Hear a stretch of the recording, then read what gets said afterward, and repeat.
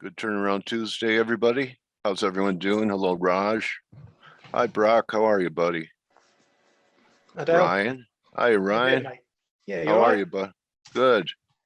Yeah, Hugo, good. you doing okay? Jay's got 10 pips. Calling people pip pickers. I never heard that one before. it's like an agricultural term. Yeah. That's a good one. And Sinatra, how are you? So let's take a look around. What a day yesterday, huh, guys? Oh, So I turned around last night, eh? yeah, last night. So anyway, the dollar is trying. So, yesterday I talked about the potential of a top.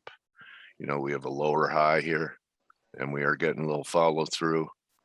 So, if you're long any currencies, like I'm long euro, I almost have 20 pips. I could be a pip picker here too. And Aussie, I'm about BE. Aussie doesn't act as good. Cable held where it had to. And guess that was it in gold yesterday. Put in a nice little reversal day. So, any pullbacks, but, I hesitate to do anything in front of the Fed. So if you have any positions on, what I'll do is I'll clean house or move stops to BE if I have money made in front of the Fed tomorrow. So just remember that. So far, this recovery in the S&Ps, I didn't do the fibs. I think we're about 38% back there. Also, NASDAQ, which is acting a little better. Now, we had that recovery yesterday that followed through today. And, I'm sure there's a lot of people, and I heard it yesterday listening to financial commentary on CNBC. Most people are pretty sanguine about this break, and the fact that it came back, the response of buying the dip. I don't think this is, this low is going to hold for that long. I don't think this was the end of the pullback. And, for it to rally into the Fed and maybe be a sell after the Fed, even if they're dovish, is something I'm looking to do. So, like I would fade dollar strength tomorrow if it went the other way. So, yesterday I guess the rest of the week is to find out whether or not this is real. When I look at it, yeah, we have an inside day, a lot of confluence here. I don't think we should get through 44 and a half. That's another 60 handles above here. But I don't think that this is the end of the correction. Okay. I still think that we have at least, the 200-day to be tested. So tomorrow we're going to find out if yesterday was real. But I do respect the action in the gold, and silver's got a heartbeat today too. And actually it did diverge here on the daily, higher than this low and at 30. In fact, it looks to me like it could be the second drive in silver where we get a pop and then maybe one more drive. But I thought that yesterday in gold when I was looking at the 2 hour and we were here, we had 2 drives. I thought we could get one more. I don't know if we're going to get one more on that. So 10-year up a little bit today. And, I knew what to do yesterday. Anything new today in front of the Fed, I'm just kind of sitting with a couple of, my long-term bearish positions in NASDAQ and just long a little bit of the Euro and Aussie. Yeah, You didn't get it all. In a similar boat. I'm long a bit Aussie as well. Yesterday we had that support I was looking at down at 72.20, 25, held pretty well. Yeah. Overnight, also in the Kiwi, we had the RBNZ Hawkesby pretty much knocking out a 50-point hike at the next meeting. Didn't really have much movement in the New Zealand dollar, but it's just got a repricing because some people were thinking about a 50 pip hike. So that's just had that reprice there. Yeah, its pullback was small compared to the Aussie. Yeah, the market knows it's hiking. I think it was pushing the envelope a bit, looking at 50 pip hikes. But that was well torpedoed last night. You couldn't get a more blunter message than what he said. Okay, cool. What do you think? I know you're trying to trade the yen. It looks heavy again. Yeah, it's a bit in the middle for me. Yeah, yeah. You know, I'm trying to sit 109.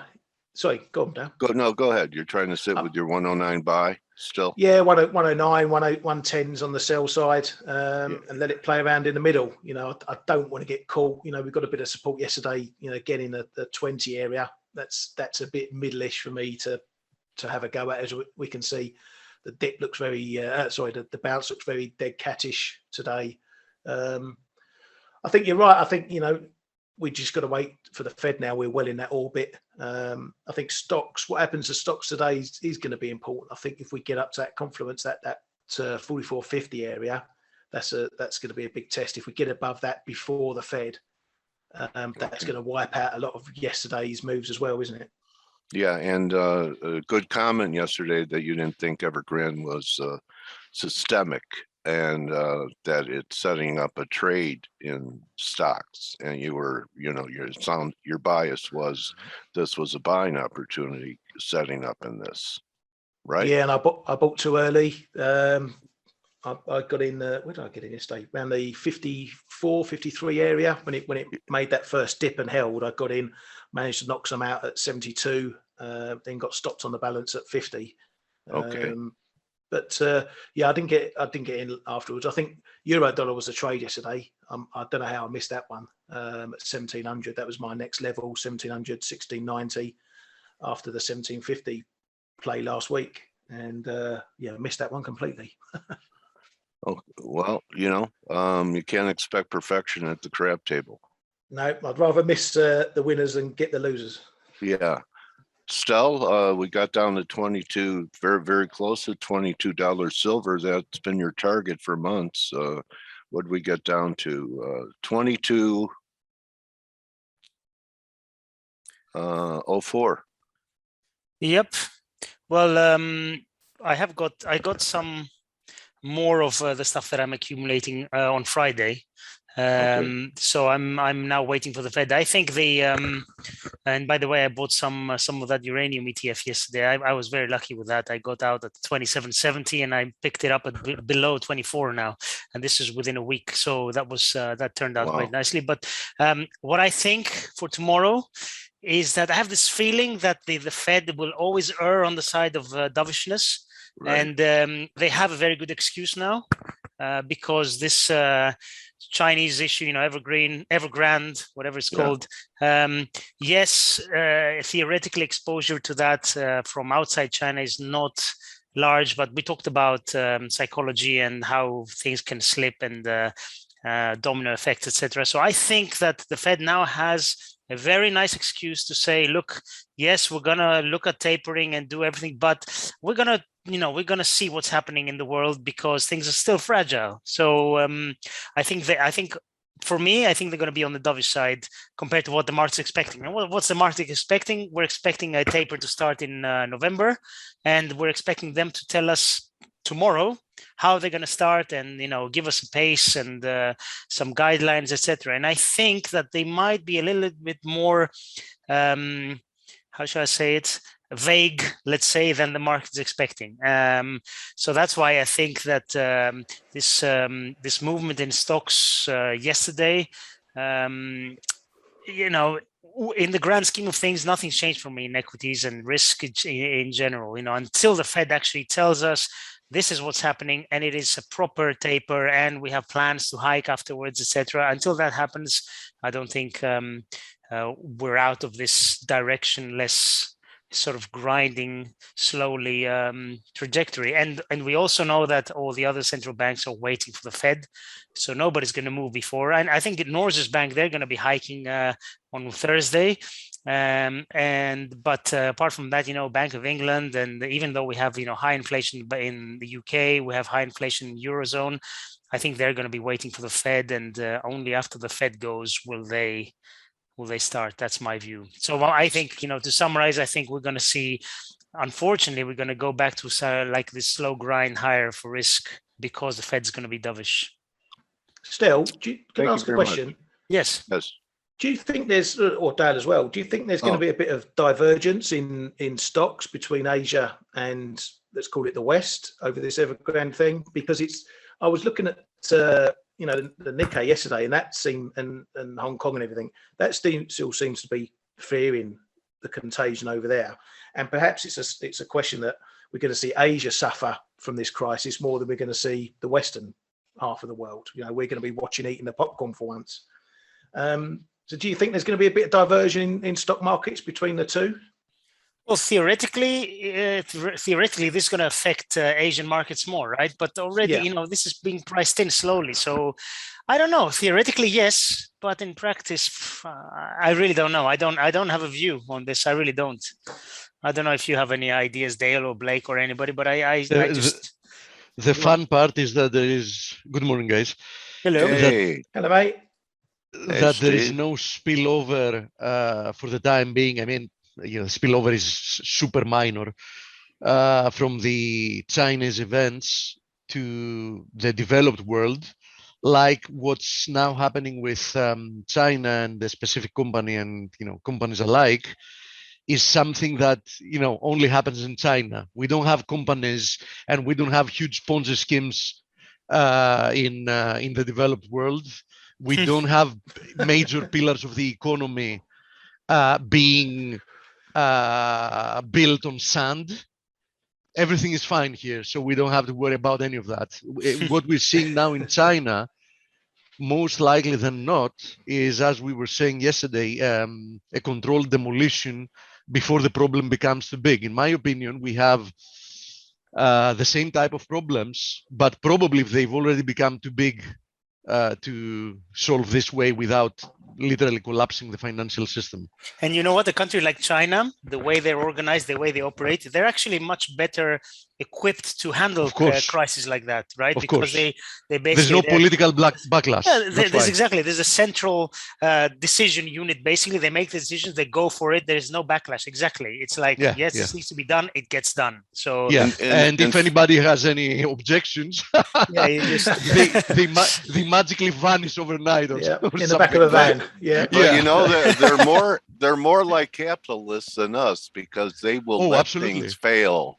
And we will not let things fail. Absolutely. I think it's so ironic. A communist country is more they'll let things fail and let capitalism work, or maybe they're creating the failure. That's mostly Dale, because nowadays, and since years ago, all these labels, capitalist, communist, etc., are just empty labels.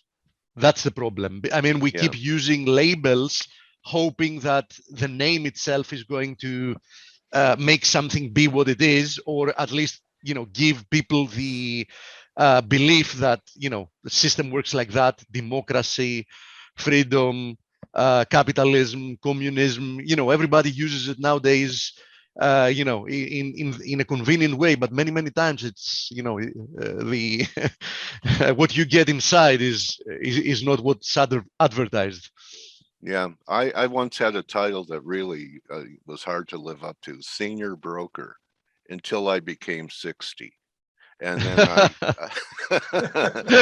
I qualified. Anyway, Blake, how are you this morning, buddy? What's new? You around? Are you busy? All right. I'm here. Good morning, guys. How you doing? Good. How you doing, man? Good. It's been yesterday was actually, the last couple of days have been great for trading. I mean, came into the week long the dollar. I actually reversed and went, oh my God, look what's happening with Aussie right now. Evergrande missed payments due Monday to at least 2 banks. What a surprise. There What a is a surprise. little bit of that news just hit the wires. So the Aussie just got hit. Yeah, the And, dollar's popping a little bit.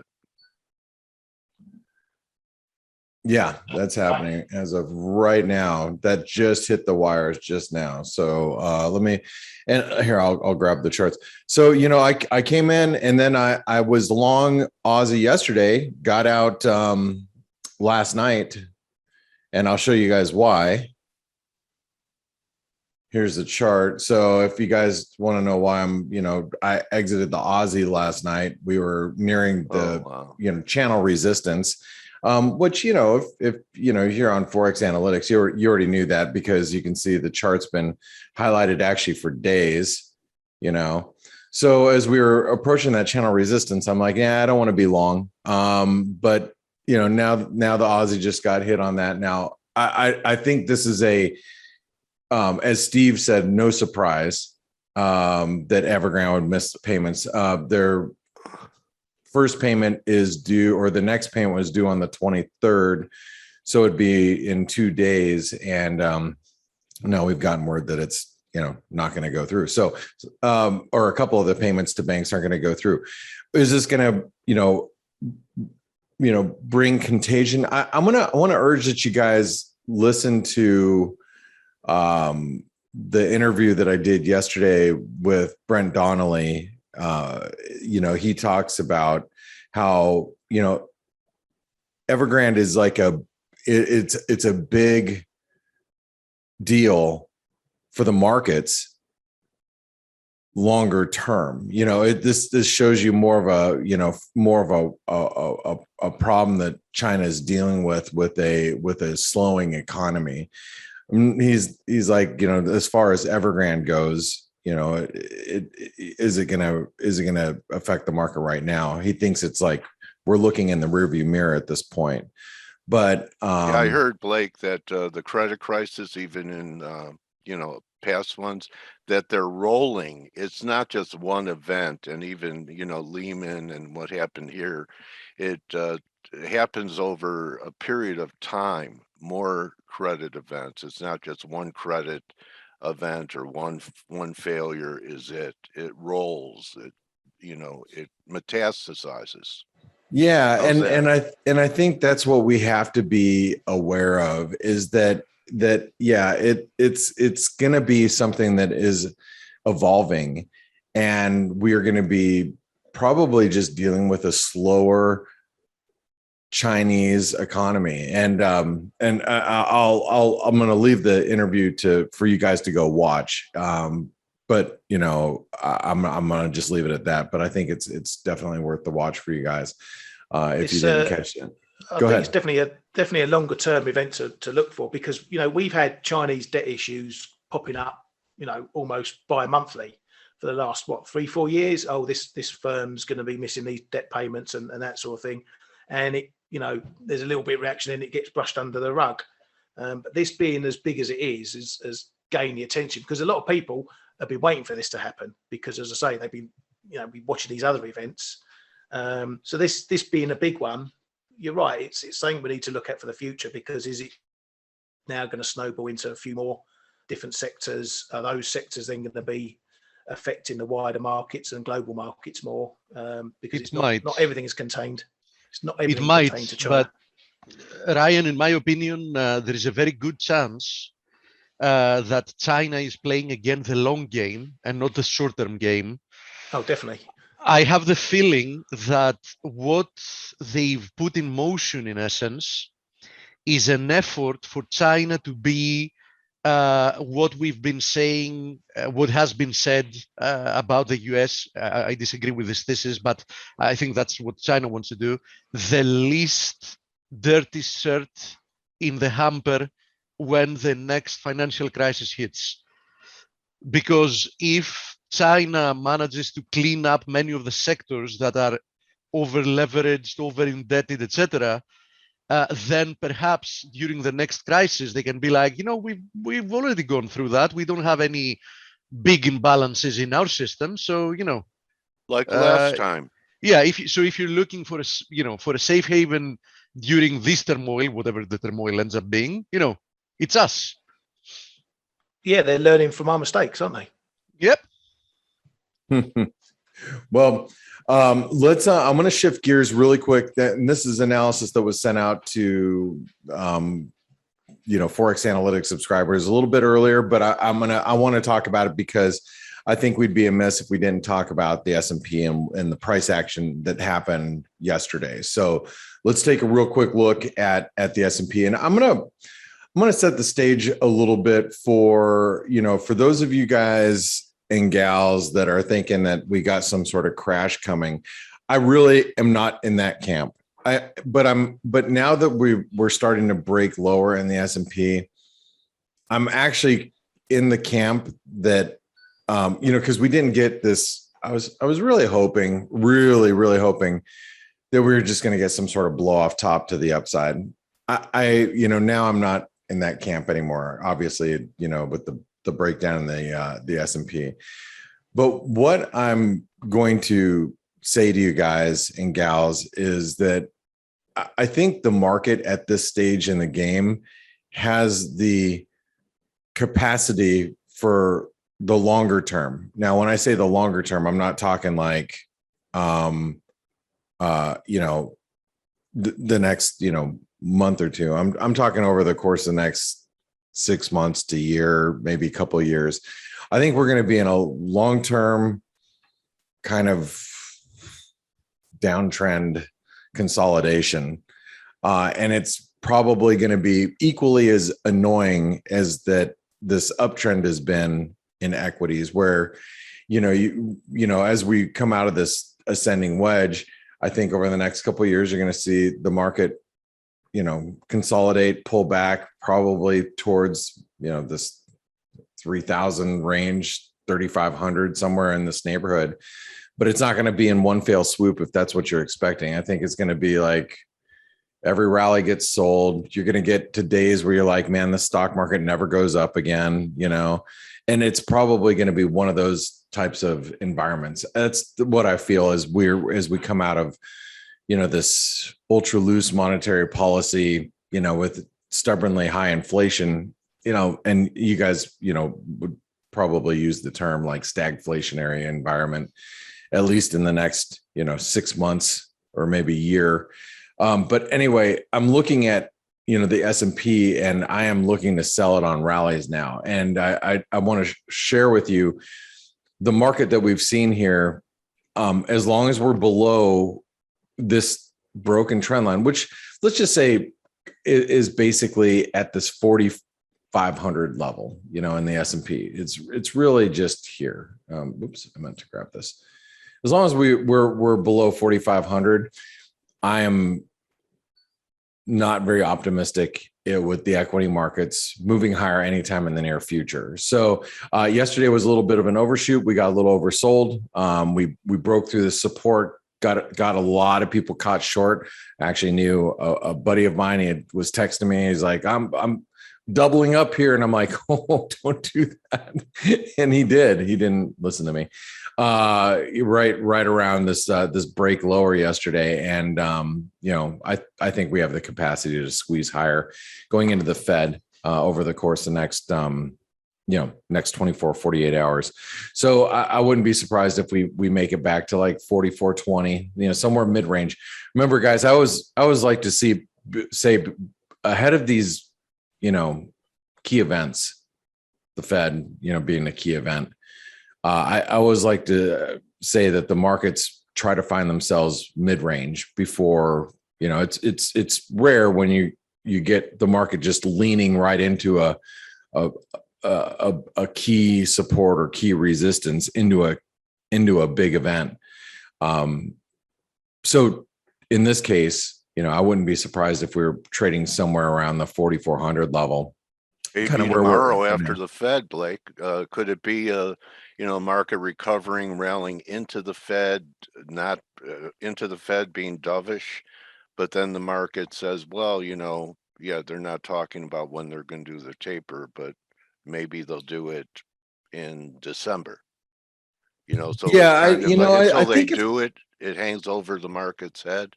Yeah, and that's the thing is I think if the Fed still feels like if the market feels that the Fed is still on pace to taper going into the end of the year, then I think the markets are going to continue to trade heavy.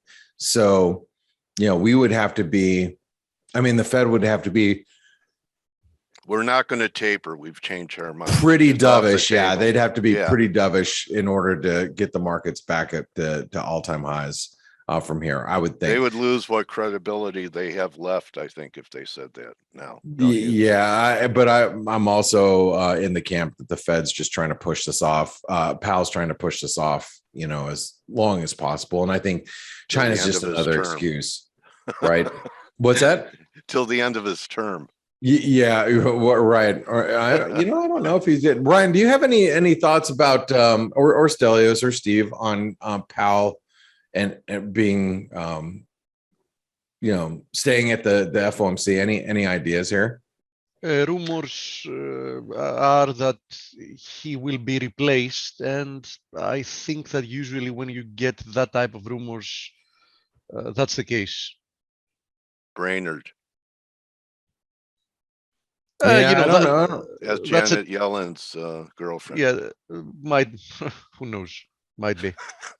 But once the rumor mill that somebody's getting replaced starts, usually it's not false. Usually.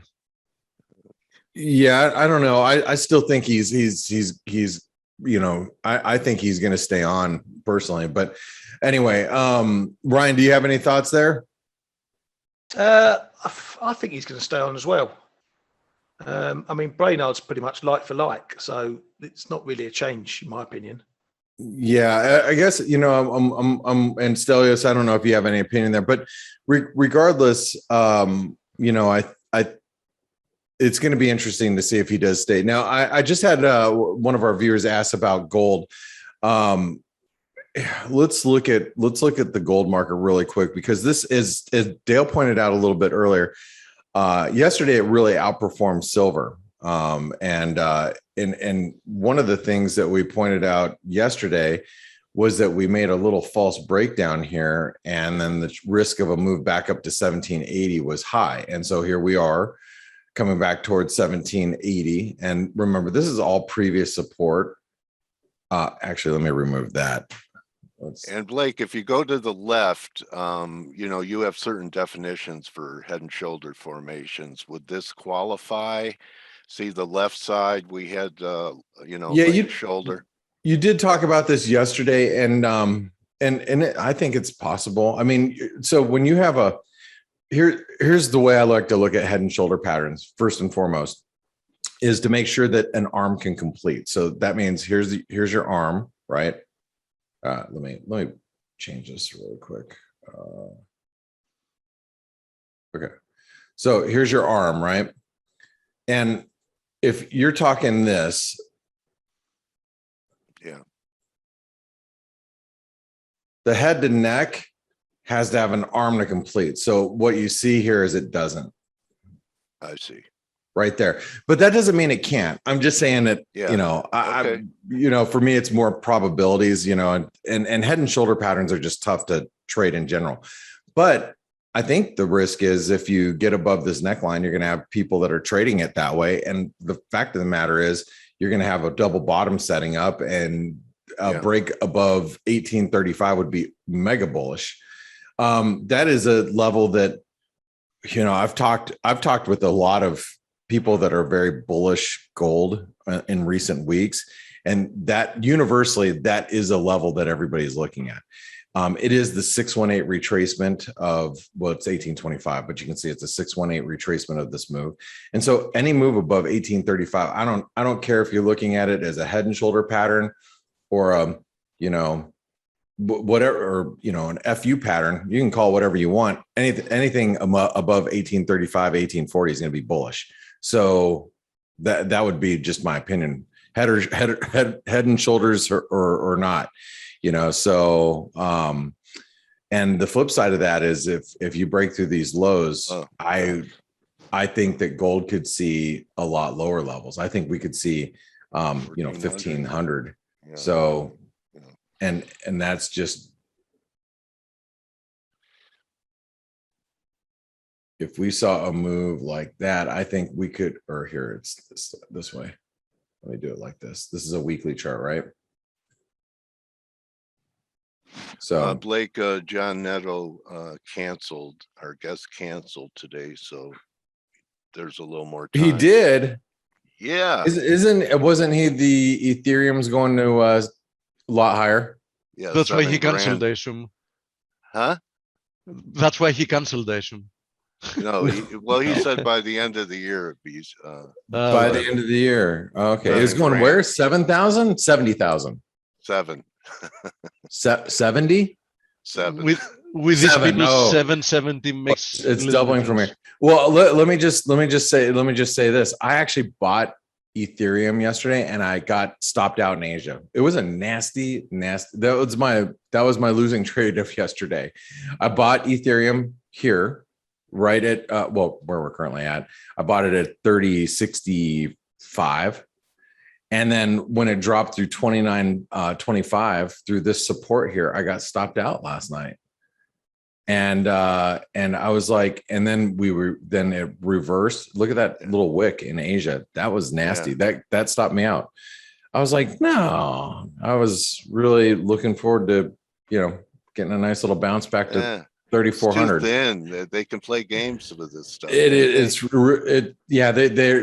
definitely the algos are starting to make their way into the legacy crypto markets. The way I feel. Stop hunt to plenty everywhere. They are. So if it's an indication to you, Blake, yesterday night I received a phone call. It was from the ichthyologist that has built our aquarium. I have an aquarium in the house. And he has started since almost a year ago, quote unquote, investing in cryptos. So he called me yesterday to ask me what do I think about the situation in China and if it can spill over to crypto prices. So he's basically worried, right? Yeah. Yep. Oh, What did you say? Sell the house and buy more. I told him what I told him some time ago, that he should be cognizant that he's in the riskiest of risky investments, and that clearly we go into a prolonged risk-off mode, which I don't think is the most likely scenario here. Cryptocurrencies will suffer dearly. That's what I told him. All you had to do was say, "Don't be a fish." Yeah. if he does his ass, he can't charge you more for your aquarium. No, it's actually pretty funny. But I got to ask you, you have an aquarium in your house? Yes, I do. Well, why? When I renovated my house in 2014, it was a childhood dream to have an aquarium. So it was my opportunity to get one. Oh, okay. So is it built into the wall? To the wall, or yes, something? yes. Oh, wow. Yes. But after COVID and being stuck in your home for let's say a year and a half, don't you feel like how the fish feel? Yeah, fish freedom, baby. Guys, fish freedom. Anthony Sorry. just wrote here, fellow Greek wrote. Fish lives matter. You see fish lives matter. That's right. Guys, fellow dang Greek it, Steve, here, you Anthony really wrote, irritate me now. He wrote, Steve is turning into a Bond villain. I love that. he has cats. He has 2 cats as well. True, very true. Very true. He's got, and he walks around with his pinky finger in his mouth saying billions. Billions. Like Dr. Evil. All right. Anyway, all right, guys. So since we don't have our guest here, I guess we can spend just a couple more minutes talking really fast. I want to, we looked at the S&P. I think it's also makes a little sense to look at some of the other markets too. Just look at the NASDAQ. The NASDAQ actually, is still, regardless of, here, let me remove this really quick. Regardless of its move yesterday, notice how we are still making higher lows. So that's something that, we need to, keep in mind, and this, if you look at like the NASDAQ like channel, if you will, Yeah. okay. But while we're above the NASDAQ 100, while we're above this 14,700, we are still continuing to make higher lows. We break below that, it's, you know, a little change of trend, if you will, a start, because we still have higher highs, higher lows. You know, move below 14,007 would be a little different. Here's your Dow, actually now making lower lows, but the Dow has very much underperformed, right? Yes. And somebody had just mentioned the DAX, and we should probably take a look at the DAX, very similar to the Dow. You know, we had briefly lower lows, but you can see that support is really important. 200-day moving average just below that as well.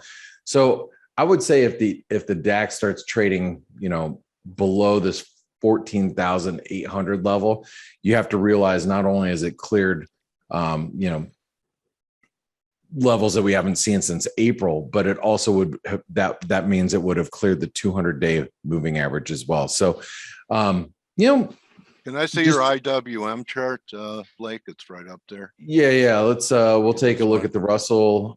Here you go. Nothing has happened here for months. No, it's still, is this consolidation or distribution? You know, I would think it's we'll distribution. Yeah, we're gonna find out soon, right? Yeah, I know, But I've been asking for 6 months, so I don't. But we are below the 200-day moving average, which I think is a risk. So I think now this is going to be.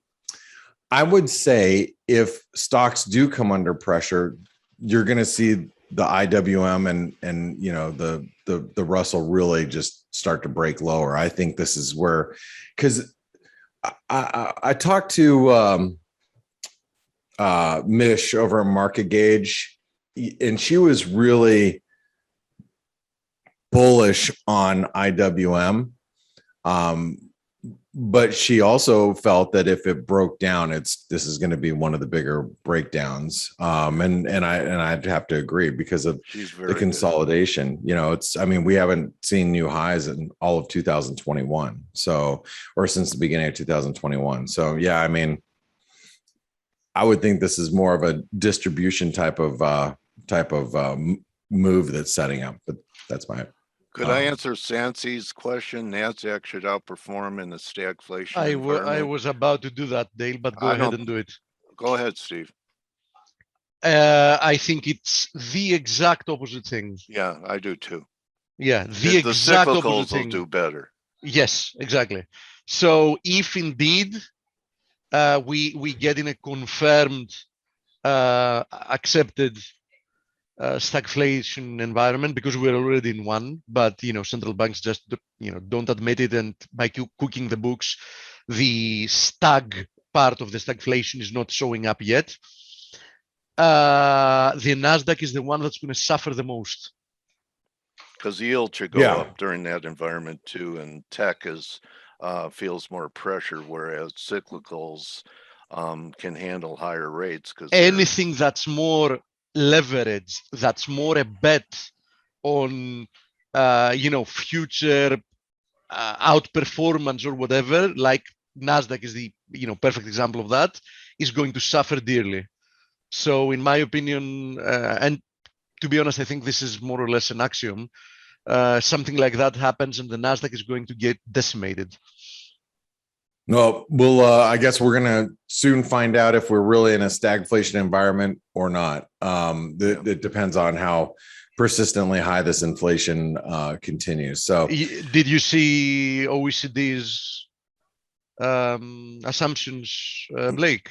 No. They now assume that inflation is going to be higher for the next 2 years than expected, but they think it's likely going to go away afterwards. So they know it's going to be higher for 2 years and likely it's going to go away. So what do you think of that? They keep changing. They keep changing what they're saying, right? Another wet finger in the air. Yeah, they didn't get the prior forecast right, is what they're saying. If we have stagflation, does that mean that there will be more stag parties? So basically what we get globally is one by one institutions, banks, etc., accepting that inflation is a problem, steadily accepting that it's going to be a problem for longer than initially expected, and hoping that it's going to go away. So they accept that inflation is high and it's going to remain high. And the part about going away is hope. Yeah. What do we say about hope in trading? Yeah, exactly. Yeah. All right, guys. Well,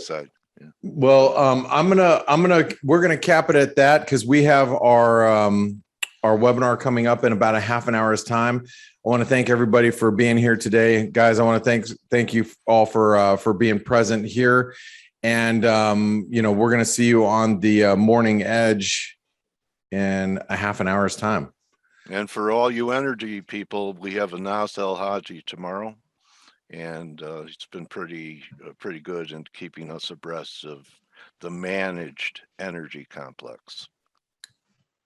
Awesome. Awesome. All right. Well, guys, have a great one. And thank you so much for being here, everyone. And I'll see you guys, for those of you that are ForexAnalytix subscribers, I'll see you on the morning edge in about 30 minutes. Thanks, Good everybody. hunting, everybody. Don't just count your pips, count your blessings. I think hanging out with a crew like this is definitely a blessing for me. Hope it is for you guys too. See you guys tomorrow.